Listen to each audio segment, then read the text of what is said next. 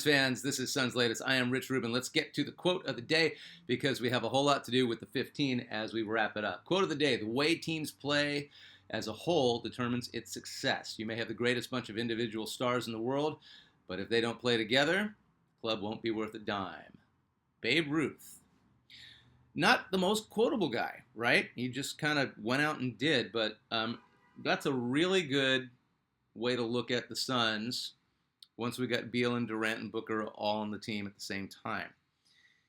You know, Big Three is a trend, and it'll always be a big trend, but the great Big Threes had great balance, and each guy did a thing that the other guy needed to lean on. And when you put three dynamic scorers on the same team and you put them on the court at the same time, it doesn't work, clearly. All right, so here's some stuff, not a ton of it. Suns Media Day is September 23rd. This month, we're in September.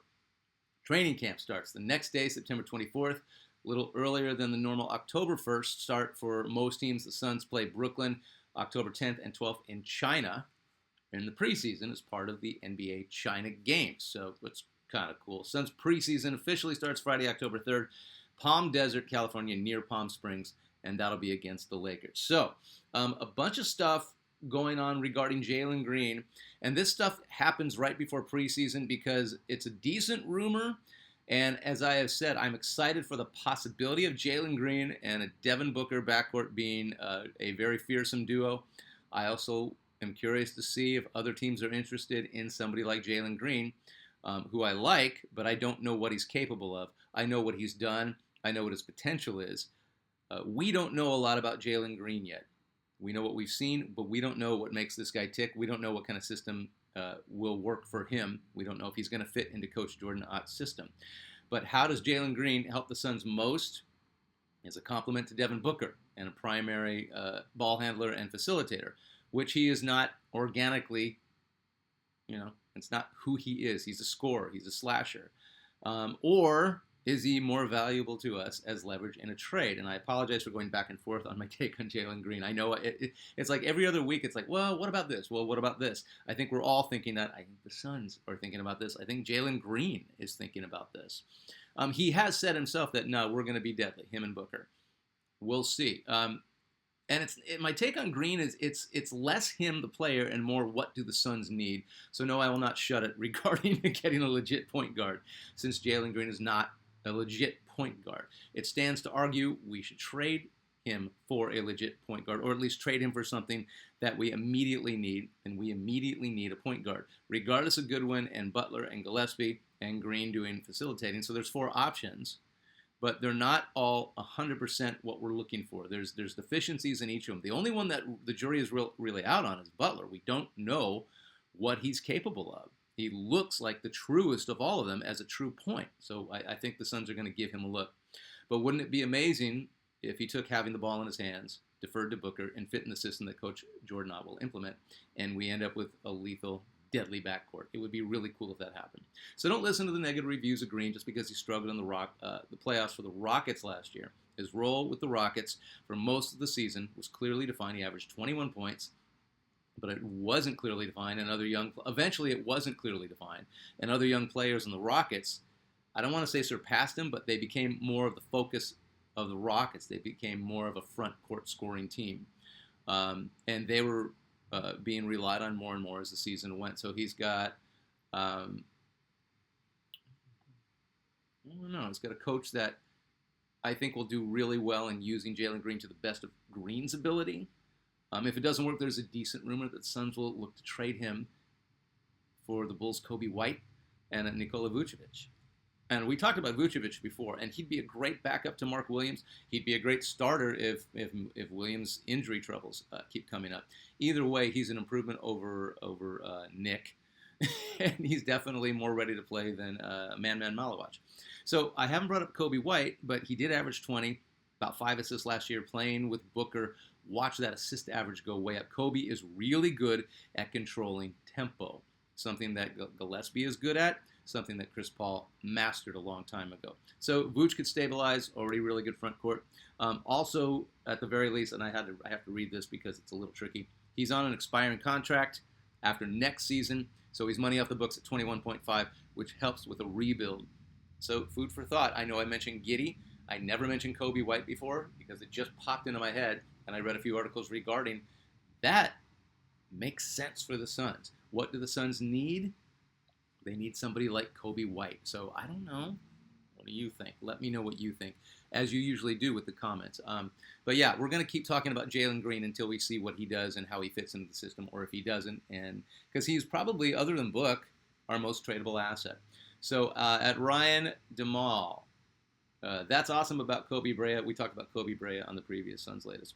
Like the early years with Cam Johnson, he isn't confident with his shot when a defender is near, assuming he'll get blocked. That's really good insight. I didn't even notice that, but yeah, Kobe Brea is good. He's good isolate. He's a good ISO player. He's good by himself.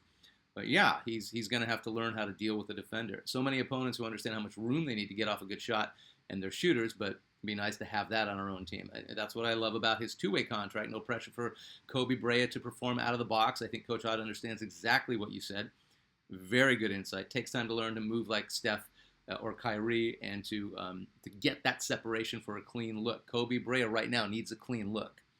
But he gets up high, and he's got long arms, and he's 6'7", so that jump shot right now, even with a guy in his face and a hand in his face, is kind of unguardable. So he's just got to get used to the contact, maybe bulk up a little bit. He's a little bit slender, which is fine. So is Ray Allen. He could get a shot off over anybody. And I wonder if Kobe Brea will be a catch-and-shoot guy like Clay, or if he'll be a guy like Steph, where it's just constant movement. I don't know. We haven't seen him. He's more serpentine-like. He's more of a slitherer, so he might be a Clay and gets himself standing in a spot. Either way, if and when he figures it out, total sniper. Demi Lovato Varabel. I hope I got your handle right. You guys have interesting handles. Watching the Summer League, CJ Huntley's name kept coming up a lot by the play-by-play announcer. That reminds me of the first time listening to the play-by-play announcer when Mikal Bridges this, Mikal Bridges that. Don't bring up Mikal Bridges. It's heartbreaking. Yeah, but CJ Huntley, he's on a two-way. I love the two-way contract because there's no risk. He's on a two-way. He is a 6'11", 220-pound forward, all-conference at Appalachian State. Haven't talked about him before because there's just so many guys in the Suns, and we don't know what Huntley's about. We'll talk about him in an upcoming Suns latest, but so far he looks like a decent pickup. At Boomer Bro 4348, awesome info on Linsanity. Yeah, I think Jeremy. When you get a second, I didn't want to bring it up yesterday because it's I don't know. I just didn't. I didn't think it was appropriate considering Jeremy Lin and Linsanity have retired. But Google or Bing. Jeremy Lin, Kenyon Martin, and watch the back and forth beef. And if you got kids, this is how to be a sportsman. Watch how Jeremy Lin responds to a little bit of disrespect from Kenyon Martin. It's really well done. And that's why I always like Jeremy Lin. Can you talk about D'Antoni's run and gun Suns? Oh, that's what I think this year's Suns are going to look like. Fast, aggressive with dunks and steals. I don't see why not. We got all these young legs. I think Coach Ott might emphasize a little bit more defense in the 7 seconds or less Suns, but we'll totally get a few segments regarding 7 seconds or less. I haven't really talked about it. I want to do it after the 15 and a couple more legends. Thank you. Really good point to bring up. The walking fortune cookie. So true about Durant and that terrible trade I brought up. The Durant trade. Somebody else commented, and I added to it. The Durant trade is probably the worst in Suns history. How weird is it that I still loved him, that we had him for a minute while he's still in his prime? Professor Adam Perez says same. It said that's how good KD was. That's how good he is. And that's how good he's been for so long. It's going to be 36, 37. He's unstoppable. 5th leading scorer in the league, even though he didn't move the needle for us. It is exciting to have an all-time great player, first ballot Hall of Famer, MVP caliber player on your team. I remember when Shaq came to the Suns, we all knew it was about the end of it, but, it's still exciting. The league. We want to see superstars. So when you get one, yes, it didn't work, but man, it was still kind of cool. I was like, no, we got KD. We might win this game. You could win every game with KD. Unfortunately, that didn't happen last year. At King Nacho 69, worst trade of all time was the Beal trade. Financially, yeah, 100%. But as much as I love Chris Paul, he was toast at the time. And even though we didn't need another shooting guard, Beal technically was an upgrade. On paper, he was definitely an upgrade. Chris Paul kept breaking down, and I know Beal was injury prone, but yeah, on paper, it was the right trade. How wrong we were. At Curious Minds 2525, hello, sir. The NBA Emirates Cup Reminds me of laser bowling night down at the local alley. Is bowling a sport? A sport that you can drink beers every round? And is that a sport? Is bowling a sport? It's competition, but is it a sport? A sport where you sit and drink for half of the competition? I don't know. I like to bowl. I'm not ripping on bowling. It's hard skill. But is it a sport? And I don't know, any sport where you can just drink as consistent as you actually do the sport. I don't know if that's technically a sport. Speaking of Kobe Brea, didn't Kentucky have some type of bench shooter who could hit dagger shots a decade or so ago? Can't remember his name right now. Kevin or Evan? I don't know. Anybody? I'll look it up. I don't doesn't ring a bell. Also, Van Arsdale is a good choice, as I am good with the 15. Oh yeah, we're gonna get to the 15 very soon, and we're gonna actually talk about a cut today or a swap. Yeah, I can do without the cup. Another Kentucky shooter sounds right. Anyone? Yeah, Van Arsdale I think is the right choice. At Todd Peterson, as far as KD goes, I wouldn't say the KD trade was a bad move. It was all the moves we made after that ruined us. Have been enjoying your show channel. Thanks for the content. Thank you, Todd. Very nice of you. It was awesome having him, but we really should have found a way to keep Bridges. He was such a culture guy, and he really fit who the Suns were at the time. Thanks for the compliment. Go Suns. I didn't love the idea of losing Cam Thomas and all the other stuff we gave up for KD. Yes, all the horrible stuff that came after it. And I know we couldn't have made the KD trade without sending Mikal Bridges away. So that's when we shouldn't have done it. Hindsight. At Professor Adam Perez, I don't know, might be my ADD, but I love the floors of the cup. Good for you. And arguably no Suns without Van Arsdale. Yeah, Jude's Junk Comics. Booker is not going anywhere. We talked about the possibility of the worst rumor of Booker being traded. I agree. I don't think Booker's going anywhere. Stranger things have happened. He will outlast Ishbia. No, he will not. And Ott and all other players. Do you just hate everybody on the Suns besides Booker? Come on, Coach. Give Coach Ott give Coach Ott 3 years. This is a rebuild. Be honest with yourself. This is a rebuild. It takes time. There's no click and boom, we're there. It just doesn't work like that. Not right now, anyway. Please remove KD from the 15. You can see where this is headed. No one considers him a real Sun. I do. I liked having him on the Suns. And Booker is not going anywhere. I think you've made that quite quick. He will out. Yeah, fine. Hammer Don, PHX. I think everybody pretty much loved Booker until he started really running his mouth. Booker got into trouble when he was running his mouth. Well, when he was talking trash to Luka in the 2022 playoffs, and he got smoked.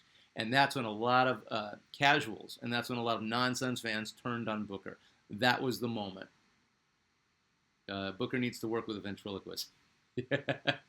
I got to go with DJ. Oh, DJ for the 15. Okay, so we're going to get to this.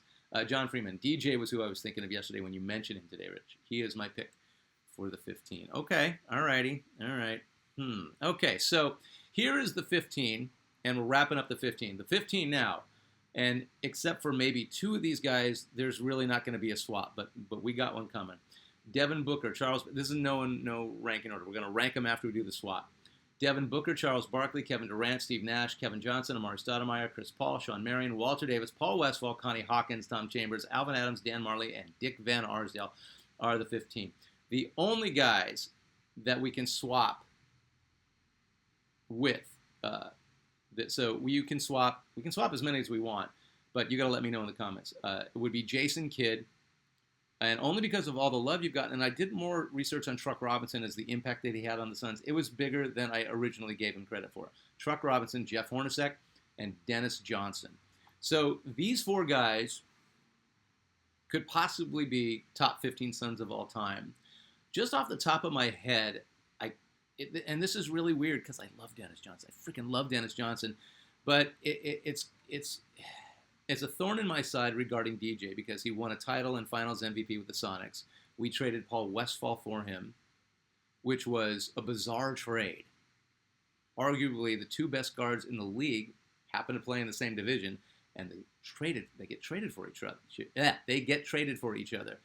Now, in one regard, that trade for the Suns, way better. Westphal was never the same after that trade. He had horrible injuries. He had a foot issue. He played, 32 games for the Sonics. DJ leaves. Their record just went bad. DJ comes to the Suns. We have our best record ever. I think we won 57 games the first year DJ got there. So there were all these positives with the DJ trade, but we couldn't really get past the second round in the playoffs with DJ. In fact, we never won a 7-game series with DJ. We won a couple of first rounds, and Coach McLeod at the time said, we never won a 7-game series with DJ. And it's kind of weird to say that. He said that after they traded him for Rick Rubin, another horrible trade. But DJ was first-team All-NBA defense and first-team All-NBA, regular first-team All-NBA, with the Suns. He had his best individual years with the Suns, but in a really weird way, DJ didn't do much for us. It's almost comparable to Kevin Durant. He was great. He did as much as he could, and nothing really came of it. And it was odd because Westphal wasn't even going to be in a Suns uniform regardless of the trade. He was going to be injured. So it was the best you could do, and it just didn't happen. I will tell you this, Paul Westphal, big reason for him demanding out of Phoenix, and this is a great quote from Westphal, who is as cerebral as anybody, and I've mentioned this before, and this is another reason why he's on the 15. Westphal said he was done playing for Coach McLeod. I love the late great Coach McLeod. I went to his basketball camp, but I did see it up close and personal and firsthand. Westphal said John McLeod was an X's and O's guy. He would have been a great football coach because he was very scientific in his approach to basketball. Football is he would have been a great football coach. Football is science. Basketball is art. And Westphal played as an artist. Westphal was improvisational. Westphal was ambidextrous. Westphal went with the flow of the game. He went with the flow of the refs. He went with how the game was being called. Westphal was as much a coach on the floor as Magic or Isaiah or Nash or anybody who ever played the game. And Westphal was very astute, and he nailed it with that one. DJ gets to Phoenix, and DJ was also go with the flow of the game. Hyper crazy good athlete, and Coach McLeod, X's and O's. Here's the plan. Here's the play you run. Former Marine Coach McLeod. So all the accolades in the world don't move the needle, and DJ didn't move the needle, and I can't swap him for most of the guys. There's an argument to swap him for Kevin Durant simply because he was there longer, and he had a first-team All-NBA, and he had all defense, and he went deeper in the playoffs than KD. You see where we're headed with this. Jeff Hornacek, as much as we all love Hornacek,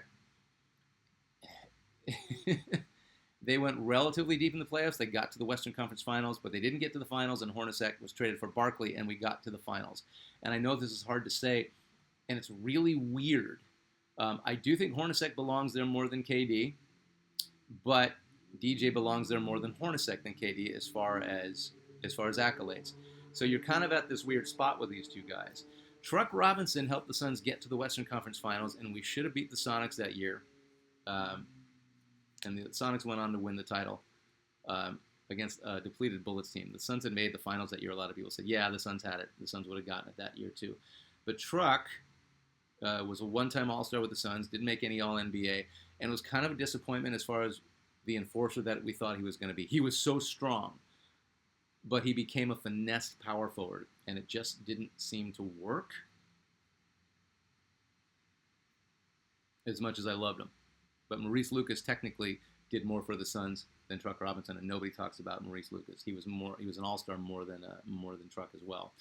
And this leaves us with Jason Kidd, who won a couple of playoff series with the Suns, and 3 times All-NBA first team, and 1 time All-NBA first defensive team while with the Suns.